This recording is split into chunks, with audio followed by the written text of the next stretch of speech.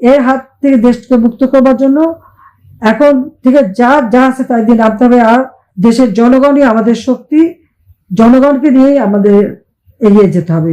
সেটার টাকার অভাব নাই, সে তো গরিবের টাকা লুট করে নিয়ে রক্ত চুষে খেয়ে এখন বিদেশে পত্র পত্রিকা হায়ার করে সেখানে নানা ধরনের অপপ্রচার ছড়াচ্ছে। আর যত হত্যাকাণ্ড খুন করে সব দোষ আওয়ামী লীগের। পুলিশ মারে, এটা তো তাদের সমন্বয়ক আসিফ নিজেই বলেছে পুলিশ হত্যা করেছে। বিএনপি নেতা বলেছে সে পুলিশকে মেরেছে, এমনকি ইসলামী আন্দোলনের নেতাও বলেন উনিও পুলিশকে মেরেছে।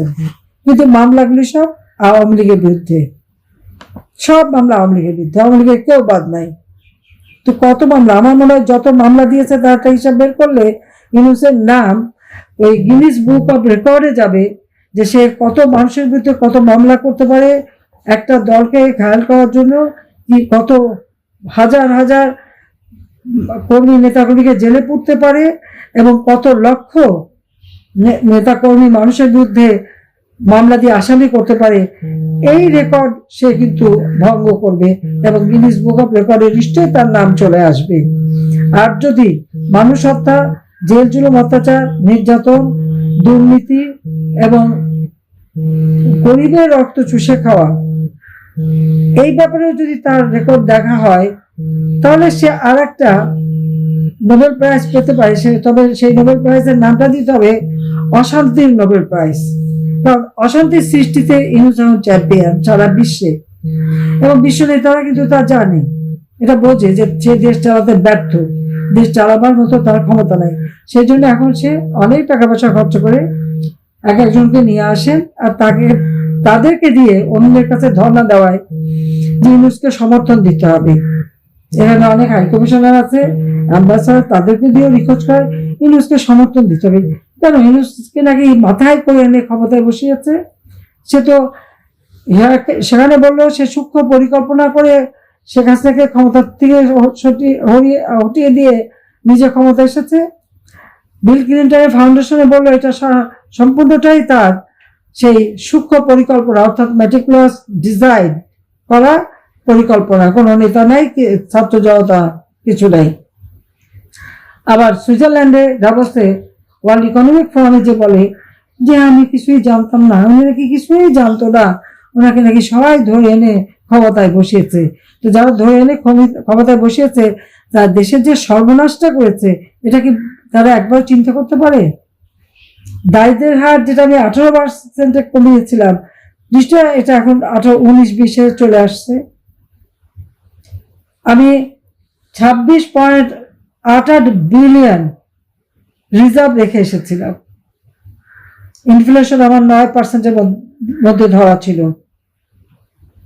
সে 11%, 14% পর্যন্ত ইনফ্লেশন তুলেছে, দারিদ্রের হার বাড়িয়ে দিয়েছে।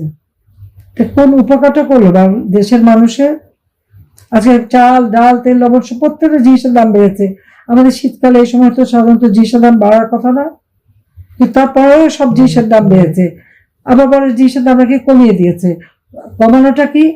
প্রত্যেকটা মিডিয়া, রেডিও, টেলিভিশন, পত্রিকা, সব জায়গায় ইউনূসের এজেন্ট বসা, এবং তাদেরকে থ্রেট করা হয়, এবং সেখানে মালিকানাও কেড়ে নেওয়া হয়েছে। বাজারে যে টেলিভিশন নিয়ে যাবে আগে বলে দেয় দাম কমিয়ে দিতে, যদি কমিয়ে না বলে তো ওই দোকানও থাকবে না, লুটপাট করবে, আর টেলিভিশনও থাকবে না, জ্বালিয়ে দেবে। তখন তারা কম করে দাম বলতে বাধ্য হয়। কিন্তু প্রকৃত দাম পাওয়া যায় যখন ক্রেতারা নিজেরা কেনে, তাদের পকেটটা যে খালি হয় সেটা তারা বোঝে। আজকে দিনমজুরের আয় রোজগার নাই, আজকে সাধারণ খেটে খাওয়া মানুষের আয় রোজগার নাই, ব্যবসা বাণিজ্য নাই, একটার পর একটা শিল্প কলকারখানা বন্ধ। এ পর্যন্ত প্রায় 150-এর উপর গার্মেন্টস বন্ধ হয়ে গেছে, ইন্ডাস্ট্রি বন্ধ হয়ে গেছে, শ্রমিকরা বেকার হয়ে মানবেতর জীবনযাপন করছে। আজকে কৃষকরা সেচ পায় না, সমস্ত জমি চাষ করতে পারতেছে না, কি বিদ্যুৎ নাই। আমি তো প্রত্যেক ঘরে ঘরে বিদ্যুৎ দিয়ে এসেছি, বিদ্যুতের কোনো কমতি ছিল না। 28,000 মেগাওয়াটের মতো বিদ্যুৎ উৎপাদনের সক্ষমতা আমরা অর্জন করেছি। আমাদের যেটা চাহিদা হতো 16,000 মেগাওয়াট, 17,000 মেগাওয়াট, আমরা তা উৎপাদন করতাম। এখন হচ্ছে না কেন?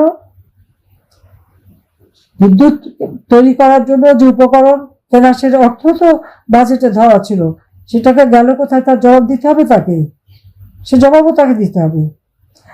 একদিকে দেশটাকে লুটে খাচ্ছে, আরেকদিকে খুন করছে, আর সব জায়গায় আওয়ামী লীগের দোষ। আওয়ামী লীগের দোষটা কিসের? আওয়ামী লীগের আমলে এই দেশের মানুষ দারিদ্র্যমুক্ত হয়েছে। আওয়ামী লীগের আমলে এই দেশের মানুষ দুবেলা কেন 3 বেলা 4 বেলা খাবার সুযোগ পেয়েছে। আওয়ামী লীগের আমলে এদেশের মানুষের বিনা পাশে ওষুধ পাচ্ছে কমিটি ক্লিনিকের মাধ্যমে, চাকরি পেয়েছে, কাজ পেয়েছে, ফ্রিল্যান্সিং করতে পেরেছে।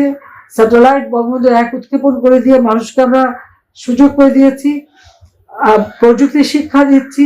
সব দিক থেকে দেশ এগিয়ে ছিল। সারা বিশ্ব বাংলাদেশকে উন্নয়নের রোল মডেল হিসেবে চিহ্নিত করতে হয়। সেখানে এরা প্রত্যেকটা জিনিস জ্বালিয়ে পুড়িয়ে ছারখার করেছে। জ্বালিয়ে পুড়িয়ে ছারখার করে বলে গাঁজা বানিয়েছি। গাঁজার চিত্রটা আর বাংলাদেশের এই ইউনুস ক্ষমতা আসার আগের চিত্র দ্বারা জ্বালাও পোড়াও, মেট্রো রেল, এক্সপ্রেসওয়ে, বিটিভি ভবন থেকে শুরু সব যে আগুন দিয়ে পুড়িয়ে সারা দেশ যে আগুনে চলছে, ঠিক তার আগে ওই 7ই জুলাই আগে বাংলাদেশের চিত্রটা তুলনা করে দেখুন তো, ইউনুসটা বলবেই। আর ইউনুসের বিচার ইনশাআল্লাহ সে বিচার করব। দেশের মানুষের অর্থ সম্পদ লুটে দিয়ে হত্যা করে বাংলাদেশটাকে একটা শ্মশানে পরিণত করে আজকে যে বেশ সুখে বাস করে এখন আর নিজে বোধহয় আত্মবিশ্বাস করে গেছে, এখন এর কাছে ধর্ণা দেয়, ওর কাছে ধর্ণা দেয়, তাকে যেন একটু সমর্থন দেয়। এটাই হচ্ছে তার চরিত্র। সবাই তোমরা ভালো থাকো, সুস্থ থাকো, এবং সবাই যারা আছেন মুরব্বী সবাইকে আমরা বলবো ভালো থাকেন, সুস্থ থাকেন। ইনশাআল্লাহ জয় আমাদের হবে, মনোবল রেখে চলতে হবে। জয় বাংলা, জয় বঙ্গবন্ধু।